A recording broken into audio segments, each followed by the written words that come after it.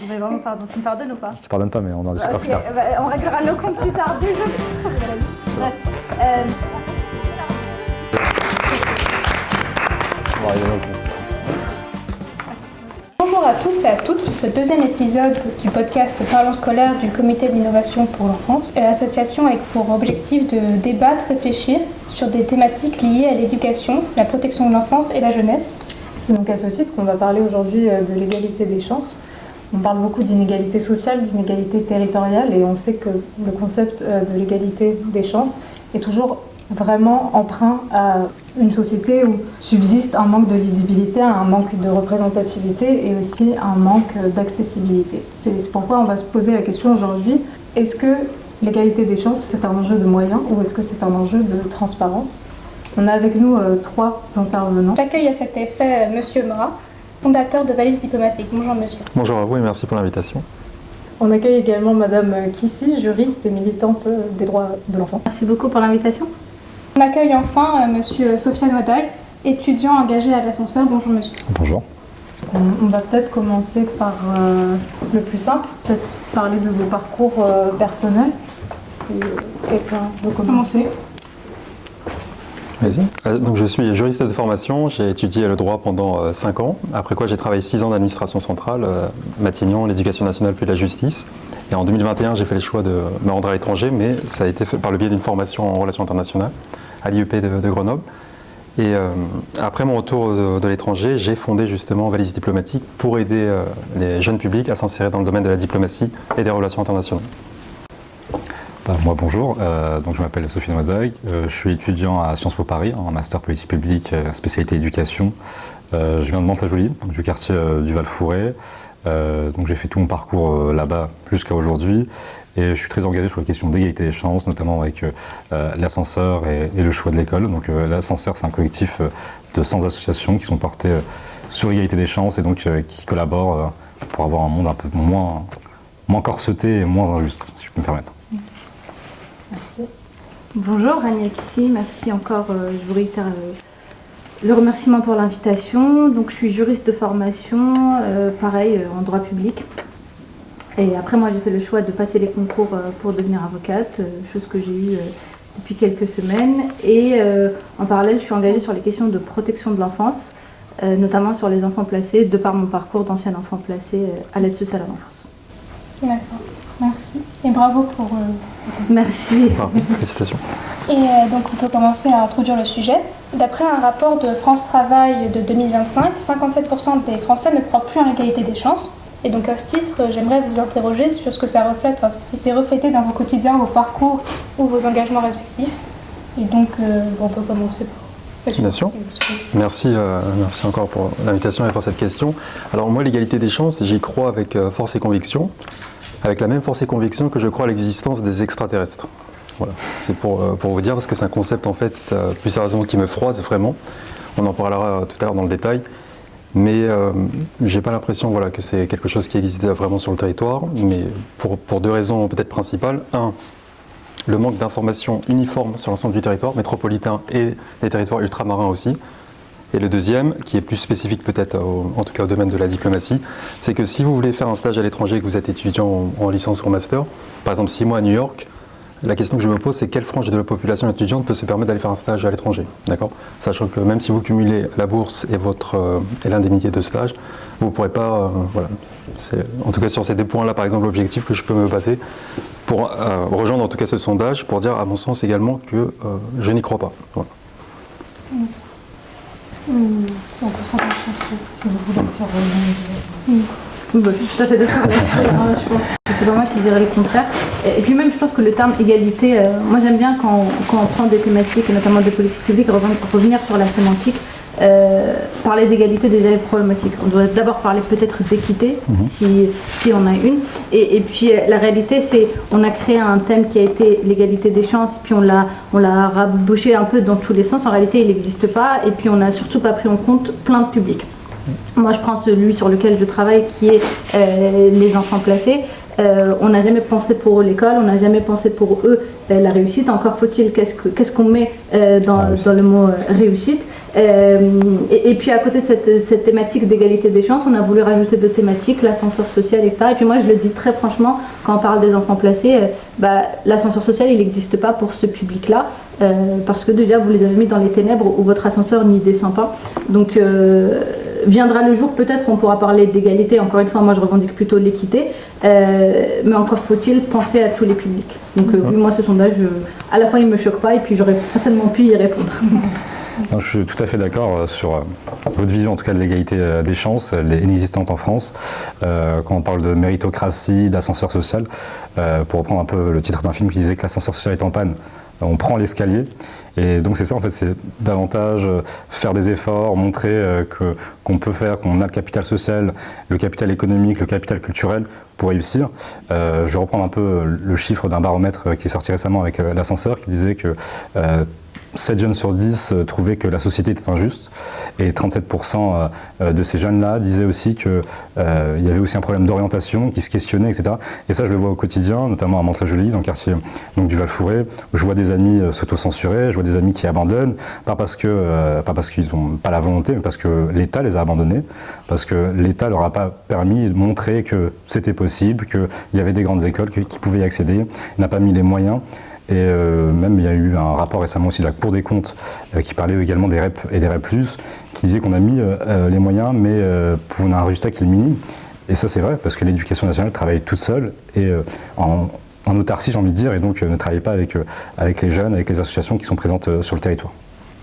D'ailleurs, oui, dans ce même rapport, il me semble qu'il y a une grande distinction qui est faite entre le rural et le milieu urbain, notamment le fait que les réseaux d'éducation prioritaire ne soient pas tellement investis sur les questions rurales. Puis sur les questions d'inégalité scolaire, il y a aussi tout l'enjeu du périscolaire, j'imagine, et des devoirs. Donc là, j'imagine que pour être social à l'enfance, c'est aussi une rupture entre les enfants placés ou pas. Je pense que vous avez raison de parler dès l'âge du périscolaire et même en fait dès l'âge de la primaire, etc. Parce qu'en fait déjà arriver au secondaire et arriver même aux études supérieures, c'est déjà trop tard. En fait, quand vous nous parlez d'égalité des chances à l'université, c'est beaucoup trop tard. On est combien à y être arrivé? Pas beaucoup. Et sur cette question du périscolaire et de l'accompagnement, ça vaut à la fois pour les enfants placés parce que déjà il n'y a pas d'accompagnement, notamment dans les structures qui les accueillent en foyer, il n'y a pas de suivi. Si on arrive juste à servir à manger à ces enfants-là, c'est déjà un grand bien. Donc c'est pas leur scolarité qu'on va suivre, notamment pour avoir des chiffres. C'est 40% d'enfants placés qui redoublent dès la primaire, c'est 2,5 fois plus qu'un enfant qui vit avec ses parents, pas forcément un enfant, j'allais dire d'enfant normal, mais c'est pas le bon terme. Et donc déjà ça prouve que on est encore en dessous. Moi ce que je dis sur la question des enfants placés, c'est que vous prenez tous les maux de la société, vous les déculpez pour les enfants placés. C'est toujours deux fois plus. Mais je pense qu'il faut aussi en parler, et je pense que vous allez en parler, parce que vous les voyez aussi dans les quartiers, etc. C'est qu'il y a aussi un sujet pour l'ensemble des enfants. C'est qu'on n'accompagne pas, on n'ouvre pas le champ des possibles, notamment le périscolaire devrait permettre ça, devrait se dire on a le droit de rêver, on a le droit d'exister, etc. Et c'est des choses qui ne sont pas mises en place, mais dès la primaire. Et pour moi, encore une fois, si on veut un jour arriver à cette égalité-équité, c'est par là qu'il faut commencer. Moi je dirais pas dès la primaire, je dirais même dès les berceaux. Oui, je suis d'accord. Il y a eu un rapport récemment également sur les 1000 premiers jours, notamment pour l'enfance, etc. Et donc il fallait accompagner. Mais la France, elle est championne dans les inégalités. On remarque dans les rapports de l'OCDE qu'on est le champion des pays de l'OCDE de reproduction sociale. Il y a vraiment un lien où l'origine sociale et le destin scolaire sont liés finalement. Pardon, je vous ai coupé. J'allais simplement dire qu'avoir l'information, c'est déterminant. Dans une carrière, dans une vie, dans tous les domaines, et ne pas l'avoir, c'est déterminant aussi. Et là, vous parliez tout à l'heure effectivement du très jeune âge et aussi du collège et du secondaire. Comment voulez-vous qu'à 15 ans, 16 ans, on vous demande de vous projeter déjà dans des séries, littéraires, scientifiques ou économiques et sociales, ou même dans les séries professionnelles, et aussi de vous projeter sur une profession, sur un métier. Déjà que vous n'avez pas exercé, alors si vous avez encore moins l'information par votre entourage familial, et que vous n'êtes pas aidé au niveau institutionnel, comment est-ce que vous voulez vous orienter ou vous projeter sur une carrière professionnelle? Donc effectivement, c'est dès le plus jeune âge et bien en amont. C'est vrai que ça commençait un petit peu à répondre à la question Quelles sont les causes? Comment les dispositifs gouvernementaux encore aujourd'hui ne suffisent pas? Donc, si vous voulez continuer sur ça. Tout simplement, en fait, tout simplement parce qu'on n'est pas un pays de la prévention. On est souvent un pays de la conséquence, et l'exemple le plus marquant, ça a été la gestion du Covid qu'on a eu. C'est qu'on a vu, on était seulement dans la réponse. Et en réalité, malheureusement, le champ de l'éducation n'y échappe pas. On est un pays qui va plutôt penser le après, la conséquence, mais au final, elle va être pour un petit nombre. Typiquement, encore une fois, moi je parle de ce que je connais, c'est-à-dire les enfants placés. On est dans les études supérieures, on est 0,004 à y être. C'est-à-dire, autant dire rien du tout. Qu'est-ce qu'on a mis en place avant? Rien non plus.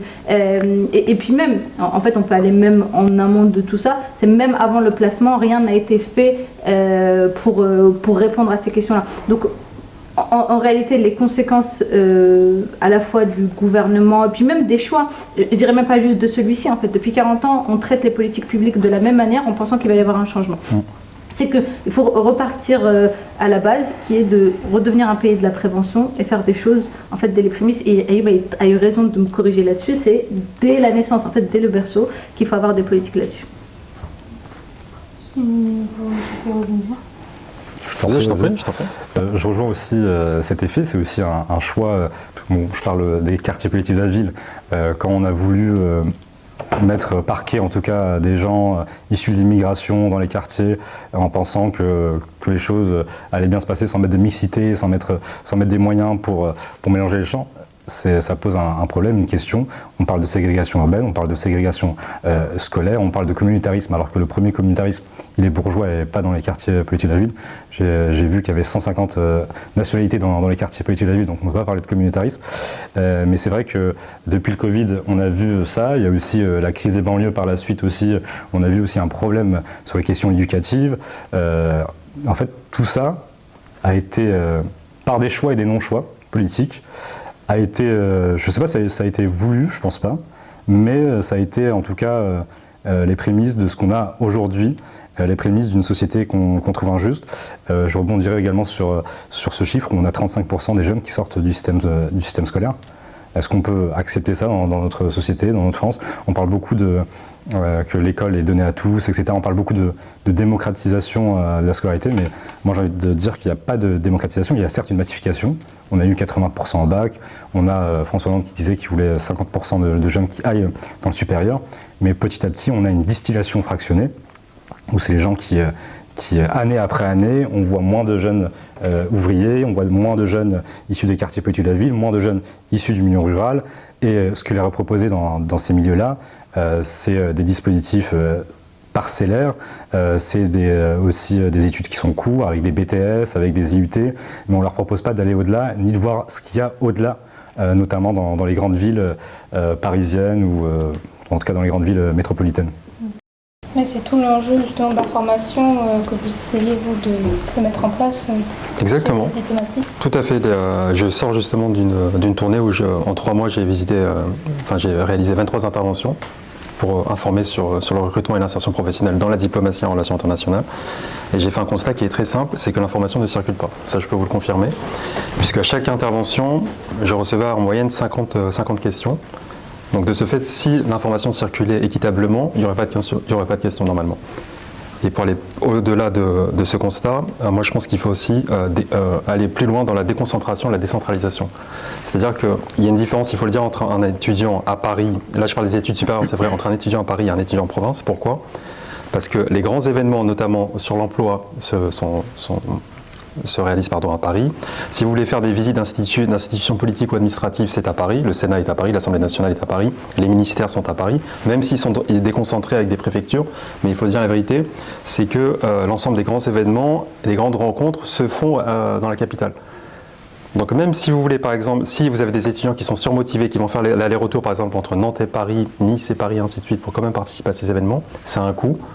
Donc ça alourdit leur charge financière. Donc encore une fois, on se retrouve dans une inégalité. Oui. Donc, manque d'informations, il faut privilégier aussi les territoires. Il faut arrêter de voir ça d'un point de vue parisien. Je pense que voilà, ça a été dit et redit, mais il faut continuer de déconcentrer et de décentraliser. On peut passer à la question solution, ou bien parce que C'est vrai que ça intervient assez tôt, dès la primaire, dès la maternelle, qu'il y a beaucoup de dispositifs qui existent, qu'il y a beaucoup de plans aussi qui veulent être mis en place. On voit par exemple, dernièrement, en 2023, il y a le plan Papendiaï, qui a parlé de l'aspect de diversification du public dans les écoles, notamment privées. Et donc ça souligne beaucoup d'aspects, en fait, il y a l'enjeu du périscolaire, l'enjeu du réseau d'éducation prioritaire et comment les déployer, l'enjeu de la mixité sociale. Et en fait, parmi tout ça, qu'est-ce qu'on peut envisager soit à refaire, soit à repenser, quelles sont les limites des dispositifs existants.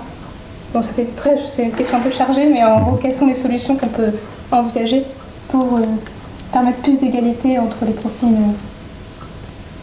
pour qui est inspiré. Moi, je veux bien y aller parce que, en fait, c'est déjà repenser juste ce qu'on appelle la carte scolaire. C'est qu'on a beau vouloir faire des dispositifs, des propositions de loi, etc., etc. Si on ne repense pas juste la carte scolaire, et en fait, moi, je prends une ville où j'ai grandi, que je connais très bien, Cergy, dans le 95.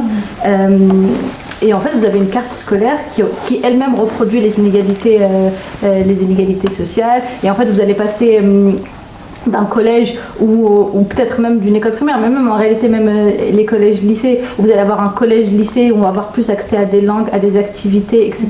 Et vous faites peut-être même pas 1 kilomètre, et vous avez 5 à 6 fois moins de propositions là-dessus. Et puis, moi, je m'en souviens de ce débat où il fallait créer de la diversité dans les écoles privées, mais pardon, mais c'est juste, on déclare juste un problème. C'est qu'à la base, ça ne devrait pas exister.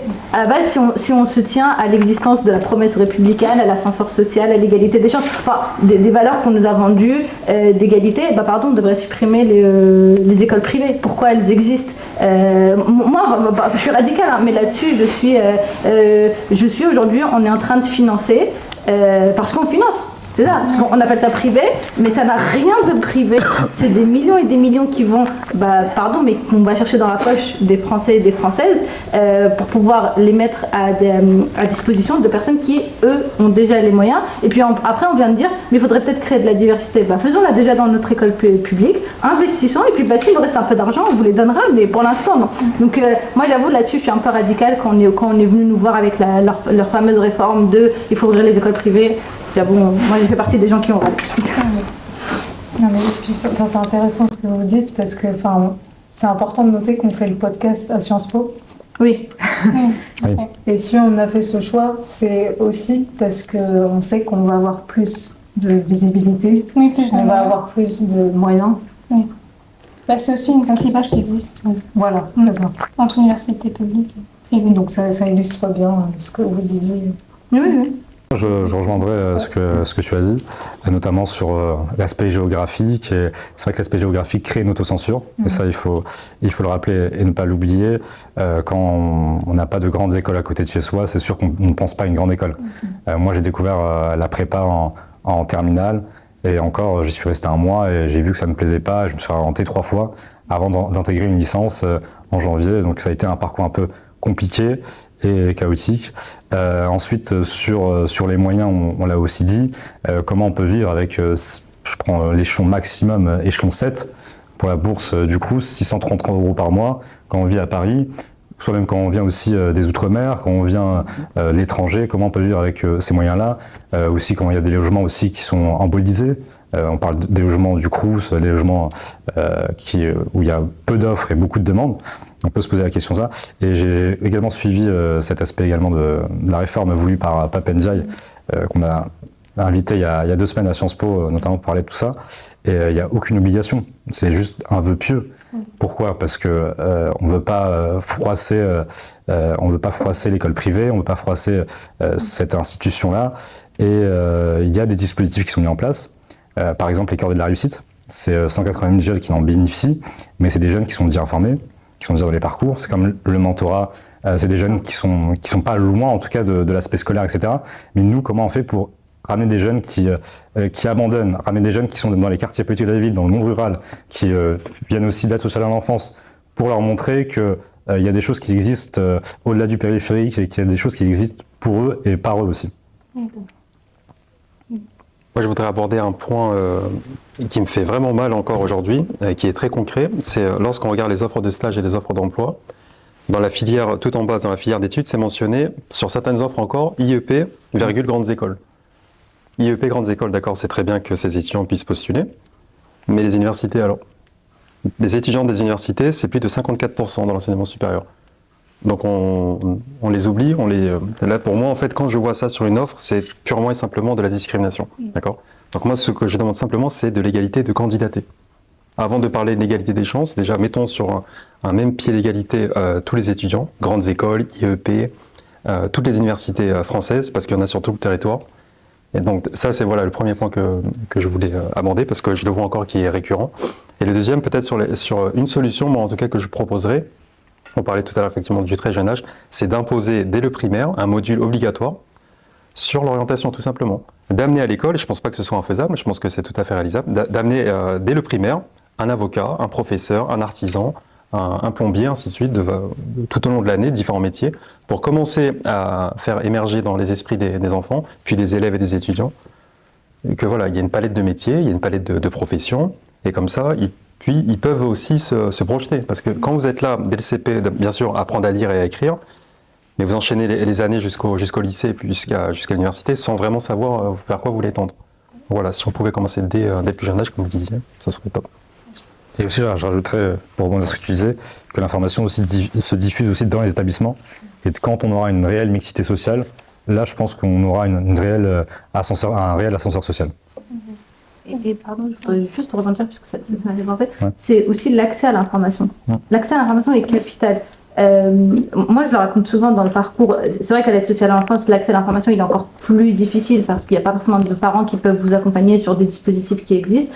Mais moi, typiquement, je ne savais pas que les bourses existaient, je ne savais pas que les APL existaient. C'est que je me rappelle la première fois que j'ai fait une demande et qu'on m'avait donné mon dû de manière rétroactive et que j'avais eu 2000 €, je me sentais millionnaire. Je me disais, ah ok, ça existe. Mais en fait, on peut en rire et c'est tout à fait normal, mais ça prouve à quel point on est éloigné et qu'il y a des publics éloignés. Et qu'en fait, la première des inégalités, c'est d'abord l'accès à l'information.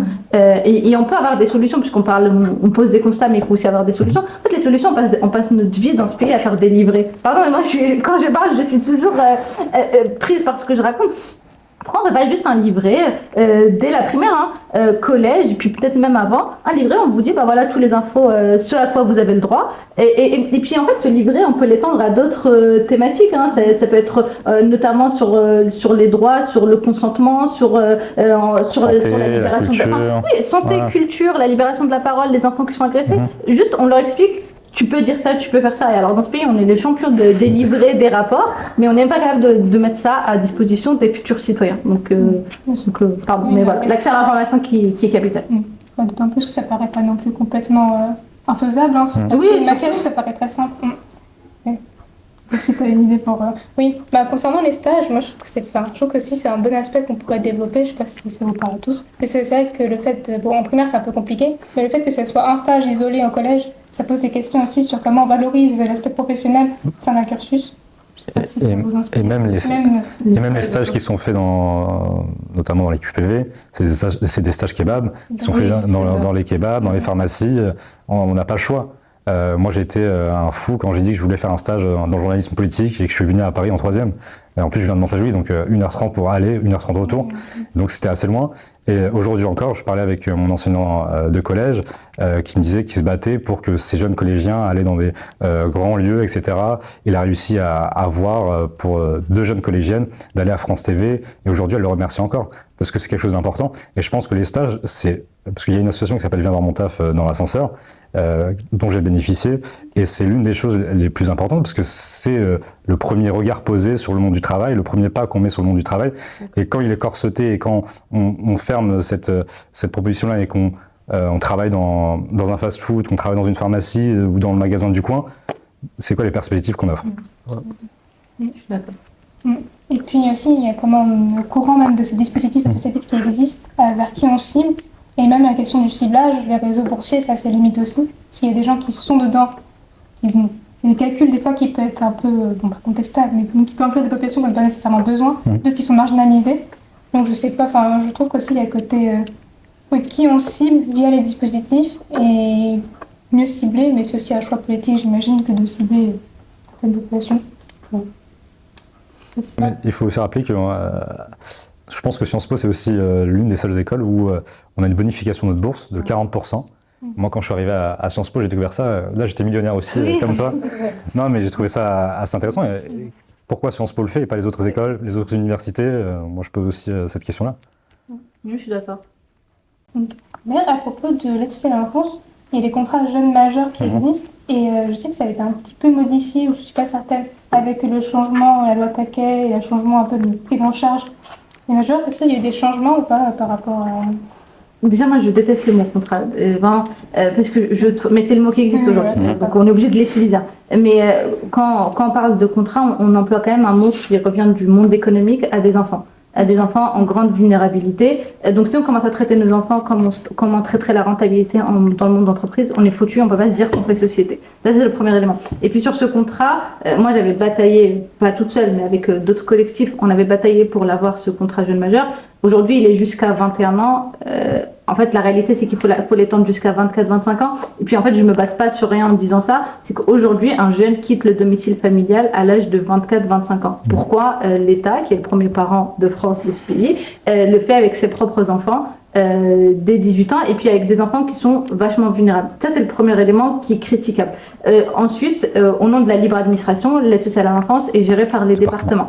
La difficulté est, on ne peut pas obliger un département, on incite un département, donc c'est plus de l'incitation qu'autre chose. Okay. Donc aujourd'hui on a une grosse disparité sur le territoire où on ne donne pas ces fameux contrats jeunes majeurs de la même manière, et puis surtout il est aussi coordonné à une idée d'atteinte d'objectifs. C'est-à-dire qu'en fait, à vos 18 ans, on va venir vous chercher, on va vous dire OK pour un contrat jeune majeur. Par contre, toi, si tu as un projet d'études de 5 ans, on ne t'accompagne pas, ce qui était mon cas.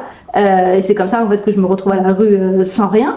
Et puis pire encore, en fait, on va vous dire OK, c'est des objectifs sur 6 mois, mais en fait, des objectifs qu'aucun parent ne ferait avec ses propres enfants. C'est-à-dire qu'on va venir te voir en te disant là, si tu décides d'aller à la fac, ton objectif, c'est de valider ton premier semestre. Mais pardon, mais en fait, des loupés, il y en a, et redoubler fait peut-être aussi partie par moment de l'expérience, et en fait, aucun parent ne mettrait son enfant dehors parce qu'il a raté son semestre. Donc, encore une fois, et c'est aussi une charge, en fait, je le raconte aussi sous cette forme-là, parce que c'est une charge, c'est à la fois de te dire, si j'ai pas mon semestre, je peux aussi me retrouver dehors. Donc aujourd'hui, en fait, dans ce fameux contrat, il n'y a rien qui va. Du coup, ils existent.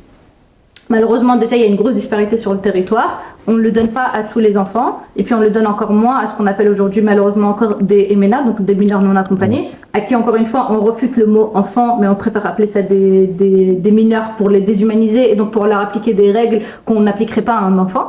Donc, déjà, il y a une grosse disparité là-dessus. Et puis, on n'applique pas de la même façon. Et puis, encore une fois, au bonheur, la chance sur qui vous tombez. Donc, moi, j'avoue, je plaide pour vraiment un accompagnement de manière obligatoire jusqu'à l'autonomie réelle. Parce que si vous êtes autonome à 23 ans, si vous êtes autonome à 24 ans, et puis si vous êtes autonome à 20 ans, c'est aussi OK. Parce que tout le monde ne fait pas des études, et encore moins des enfants qui viennent de l'aide sociale à l'enfance.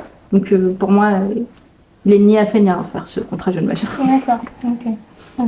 Et vous voyez, depuis tout à l'heure, on parle de l'information. Mais si vous budgétez tout ce qu'on vient de dire en termes de prévision budgétaire, ça n'a rien d'excessif, parce qu'on ne parle que de mesures de bon sens depuis tout à l'heure. Si, par exemple, amener l'information dès le plus jeune âge, d'apporter des professionnels, par exemple, dans les établissements scolaires, soit via le tissu associatif ou via d'autres leviers, ça n'a rien d'excessif budgétairement. On ne parle pas de choses irréalisables. Et il faut vraiment que des actions soient prises sincèrement, parce que sinon, vous risquez de laisser des millions et des millions de jeunes sur le carreau. D'investir sur l'enseignement supérieur et des personnes qui ne sauront même pas où s'orienter.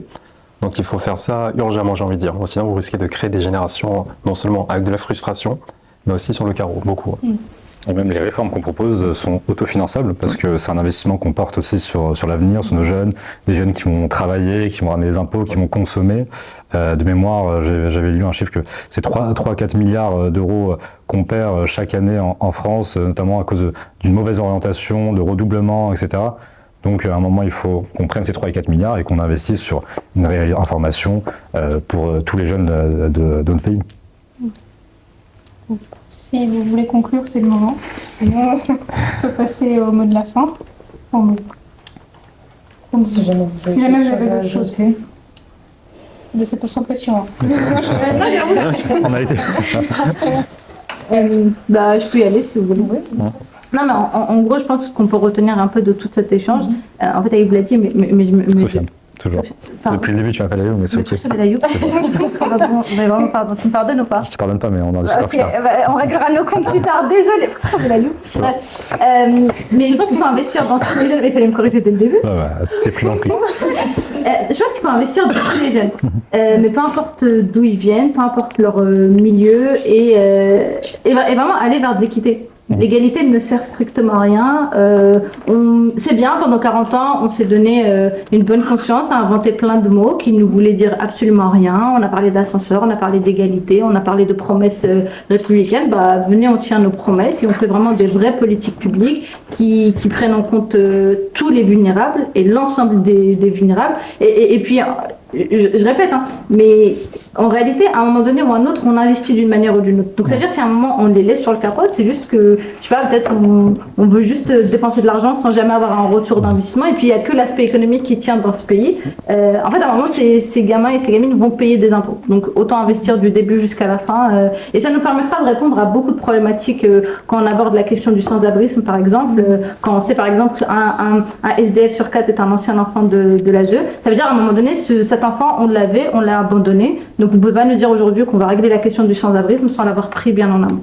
Voilà, ce sera ma question de la fin. Et puis, moi, à chaque fois qu'on ramène aussi le sujet de protection de l'enfance dans les politiques, dans l'ensemble des politiques publiques, je prends le temps de remercier parce que c'est important. Parce que la question des enfants placés n'est pas qu'une question d'aide sociale à l'enfance, mais il faut la traiter dans sa transversalité, à la fois à travers la culture, l'éducation, etc. Donc, merci beaucoup pour l'invitation. Et désolé encore. Pas de souci. Pour reprendre. Merci Rania. Non, en tout cas, oui, pour le mot de la fin, en tout cas, je dirais que les inégalités scolaires, en tout cas, ils sont pas un effet secondaire, en tout cas, structurent le parcours de chacun de nos jeunes, dans chacun de ses parcours. Et on a mis en place des dispositifs depuis 20-30 ans. Aujourd'hui, qu'est-ce qu'il en sort? Les chiffres restent les mêmes. On a mis en place la CEP à Sciences Po, on a mis des dispositifs dans les écoles de commerce. Et aujourd'hui, les jeunes issus des familles ouvrières, etc., de classe moyenne, ont 10 fois moins de chances d'intégrer des filières, on dit d'élite ou d'excellence, mais l'excellence, on la trouve où on veut. Et il faut qu'on arrive à démystifier un peu ce que c'est que les grandes écoles et qu'on donne les moyens dans les universités de toute la France pour donner vraiment les moyens de regarder au-delà et les moyens de se donner la chance de réussir et la chance d'aller où on veut. Merci. Moi, je vais conclure avec quoi ce que j'ai commencé. C'est que je réitère ce que j'ai dit, c'est que l'égalité des chances, à mon sens, ça n'existe pas. Encore une fois, c'est une expression qui me froisse. C'est rien que le fait de parler de chance, je ne comprends pas pourquoi on parle de chance. À partir du moment où vous êtes compétent et vous avez le mérite, vous devriez obtenir votre place. Et je vais revenir sur un point, voilà, ça c'est mon point cardinal, c'est l'information. Je maintiens ce que je dis, c'est-à-dire que il faut une information répartie uniformément sur l'ensemble du territoire. Et encore une fois, il y a l'Hexagone et il y a les territoires ultramarins. On pense toujours à l'Hexagone. Il y a les territoires ultramarins, il ne faut jamais les oublier. Et à partir du moment où tout le monde aura le même niveau d'information, là, chacun pourra se projeter, se faire des choix, candidater. Mais encore une fois, voilà, ça reste à mon sens, et c'est une mesure qui ne coûte pas budgétairement, qui est faisable dès les prochaines semaines. Et merci encore en tout cas à vous pour pour l'invitation. On vous remercie. Merci pour ces propos. Merci à vous. Merci. Merci à vous. Merci aussi à toutes les personnes qui ont rendu ce podcast possible. Donc, Chloé, Louis, Noan et plein d'autres personnes. On se retrouve bientôt. Sur un prochain épisode, vous pouvez nous suivre sur les différents réseaux du CIE, Instagram, LinkedIn, et j'oublie rien normalement, YouTube. Et au revoir et merci. Merci beaucoup. Bonsoir. On va arriver là au compte. Merci beaucoup. Merci. Tu t'as rien demandé, moi. C'est Ouais, c'est vrai. Combien de temps ça va durer ? Moins de 45 minutes, je pense. Rapidement.